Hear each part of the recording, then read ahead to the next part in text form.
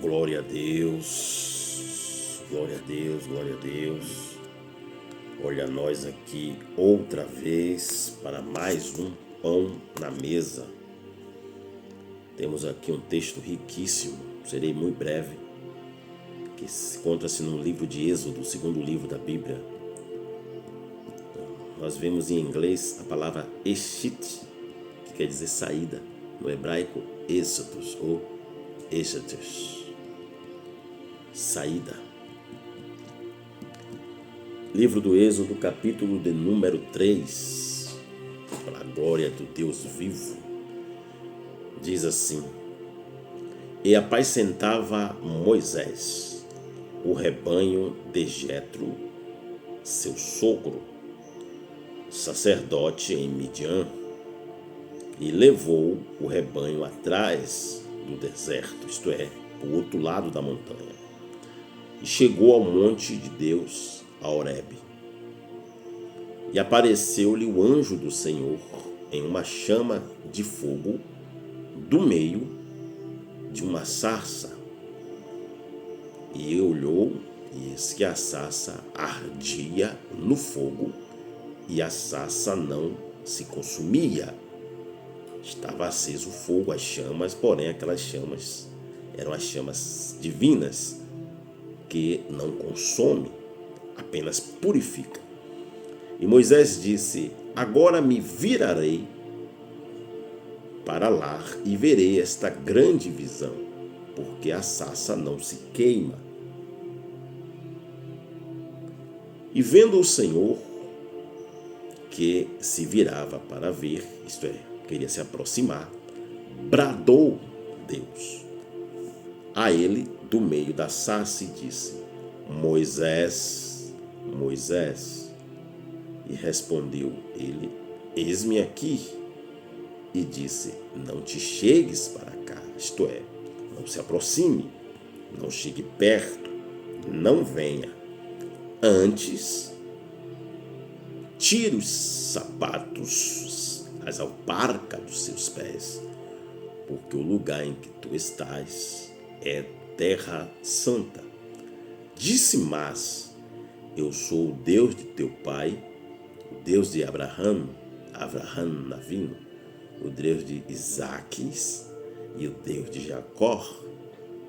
E Moisés encobriu o rosto, porque temeu olhar para Deus. E disse o Senhor: Tenho visto atentamente a aflição do meu povo que está no Egito, e tenho ouvido o seu clamor por causa dos seus exatores, os carcarás que os oprimem, porque conheci as suas dores. Portanto, desci para livrá-lo da mão dos egípcios e para fazê-lo subir daquela terra para uma terra boa e larga, uma terra que emana leite e mel, ao lugar, isto é, no lugar do cananeu, quem está ocupando agora, do Eteu, do Amorreu, do Perizeu e do Eveu e do Jebuseu. E agora eis que o clamor dos filhos de Israel é vindo a mim. Também tenho visto a opressão com que os egípcios os oprimem. Vem agora, pois eu te enviarei a Faraó para que tires o meu povo, os filhos de Israel, do Egito. Então Moisés disse a Deus: Quem sou eu que vá a Faraó e tire do Egito os filhos de Israel? Amém?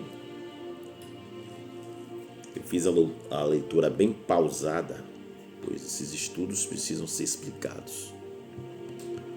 Lembrando que Moisés era filho de hebreus, então ele também era hebreu. Não à toa Deus diz que eu sou o Deus de teu pai. Moisés foi criado pela filha de Faraó como egípcio, mas não era egípcio. Nas suas veias corria sangue hebreu, da tribo de Levi. Moisés, como descendente de Jacó, de Abraão, de Isaque, tinha um pacto juntamente com os demais hebreus que cresceram e morreram dentro do Egito, sem ver a promessa. O próprio José havia dito: quando Deus vos visitar, não deixe aqui os meus ossos, mas transporte convosco. Percebemos que Moisés, após 40 anos vivendo em Midian, ele conhecia a região. O cenário geográfico não lhe era estranho. Moisés pregava, Moisés ensinava o povo que estava com ele no deserto, porque ele já tinha uma experiência no deserto.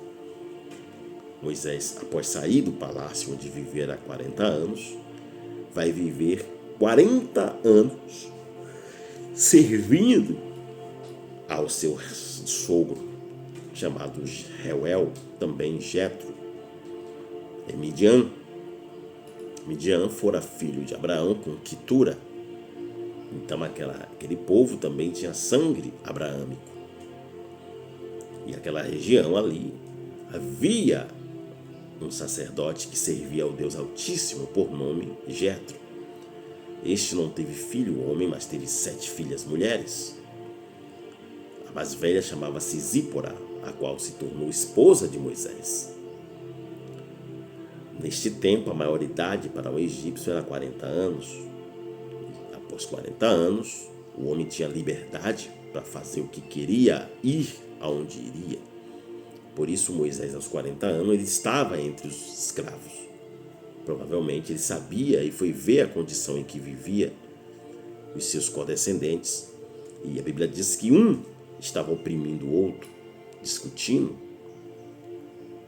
E aí Moisés repreende-o e ele diz: olha, quer fazer como fizeram ao egípcio? E Moisés diz: olha, fui descoberto. Então Moisés foge, a notícia se espalha que no dia anterior Moisés havia matado um egípcio, um soldado egípcio que maltratava um hebreu. E Moisés caminha até a terra de Midian, aonde defende as filhas de Jetro de pastores que não queriam deixar elas dar de beber as suas ovelhas. Moisés provavelmente havia aprendido a prática das artes marciais, além da cultura e ciência egípcia. O Egito era a maior potência da época, era a nação mais desenvolvida. Tudo que acontecia de novo acontecia primeiro no Egito. E ninguém ousava ir contra os egípcios. Moisés, então, vive com Jetro e passa a cuidar de ovelhas. Esse tratamento de Moisés no deserto lhe permitiu cuidar do povo de Deus. Assim como Davi, que outrora estava no pasto, cuidando daquelas poucas ovelhas de seu pai, um dia se assentou ao trono para cuidar da nação de Israel. Deus jamais vai nos colocar em algo grande sem primeiro nos preparar em algo pequeno. A Bíblia diz que o teu princípio poderá ter sido pequeno, mas teu último estado crescerá sobremaneira, porque melhor é o fim das coisas do que o princípio delas.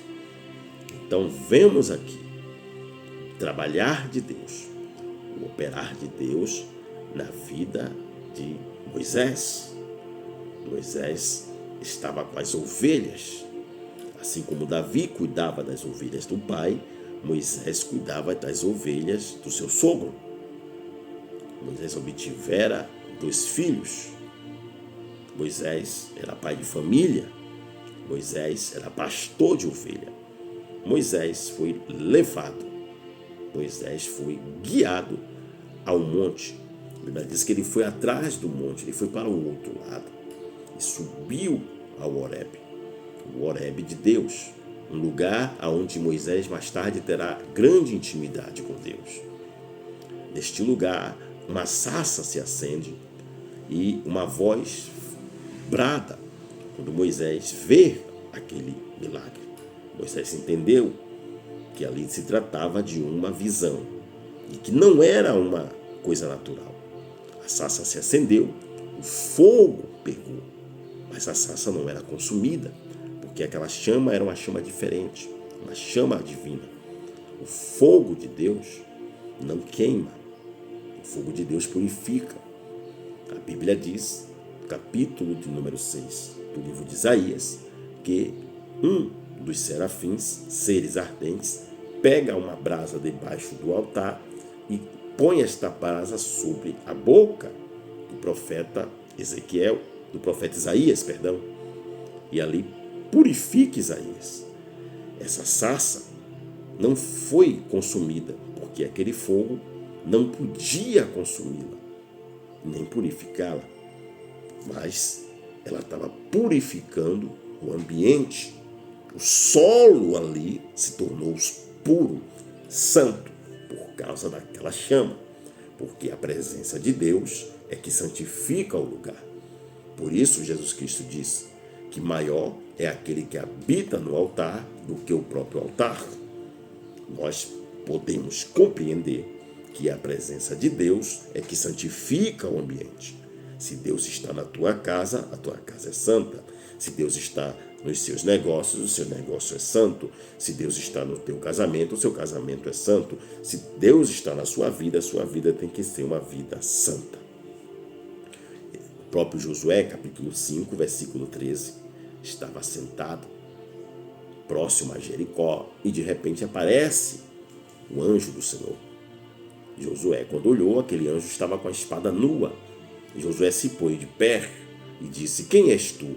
É dos nossos ou dos nossos inimigos? E aquele anjo lhes disse: não, mas venho como príncipe dos exércitos do Senhor. Josué se prostra e diz: e qual é a ordem do Senhor? E aquele ser lhe diz: tira as alparcas dos pés, porque o lugar que tu estás é terra santa. Isto é, agora que eu cheguei, o lugar se tornou santo. Agora que eu estou presente, o lugar é santificado. Moisés então entende e tira as alparcas. E logo ele tem temor de olhar para Deus, porque Deus se revela dizendo: eu sou o Deus de teus pais, o Deus de Abraão, o Deus de Isaque, o Deus de Jacó.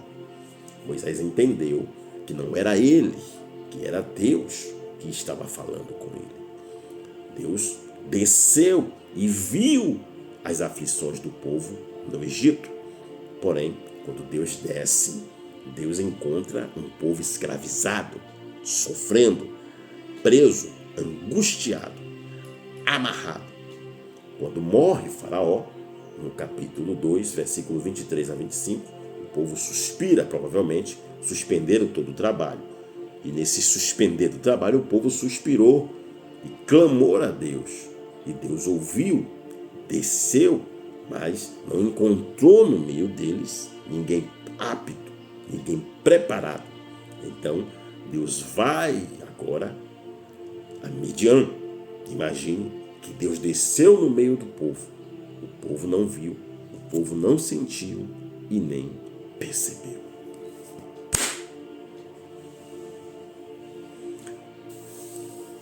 Mas Moisés, que já havia fugido há 40 anos do Egito, agora está pastoreando ovelha. Não é mais aquele filho da filha de Faraó.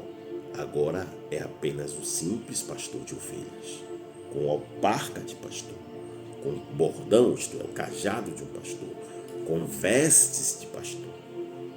Moisés agora está preparado, está apto, porque não é a ciência do Egito, não é o conhecimento do Egito, não é a cultura do Egito que vai preparar profeta ou sacerdote para a obra de Deus, mas as revelações do Deus Todo-Poderoso.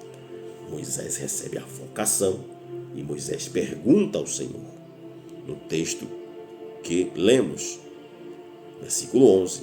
Então disse Moisés a Deus: quem sou eu que vá a Faraó e tire os filhos do Egito e tire do Egito os filhos de Israel? Quem sou eu? Deus sabe quem é você. Deus conhece a minha e a sua limitação. O importante aqui não é quem somos, mas quem nos vocaciona. O grande eu sou.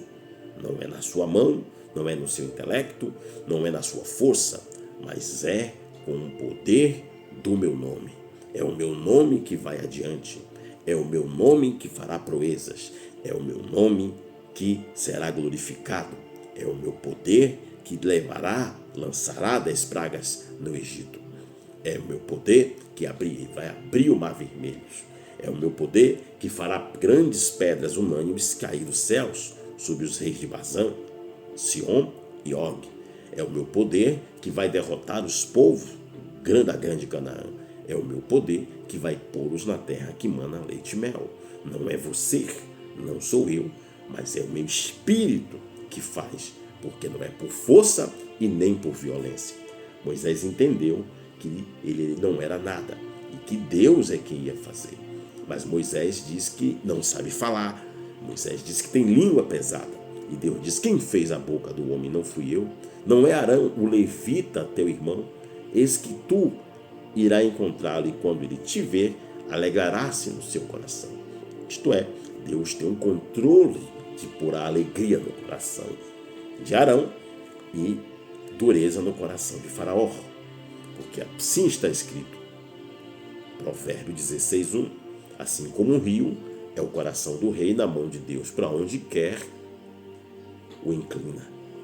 Deus é quem endurece, é quem amolece e é quem põe alegria no coração. Que Deus ponha alegria nos nossos corações, para fazermos o seu ide, para fazermos a sua vontade. Então Moisés é vocacionado e direcionado. O seu sogro não discute, o seu sogro apenas o abençoa, porque entendeu que era a hora, que era o tempo do Deus Todo-Poderoso libertar o seu povo. Se você não vai, interceda. Se você não vai, abençoe. Só não fique no caminho e jamais atrapalhe aquele que é vocacionado por Deus. Shalom.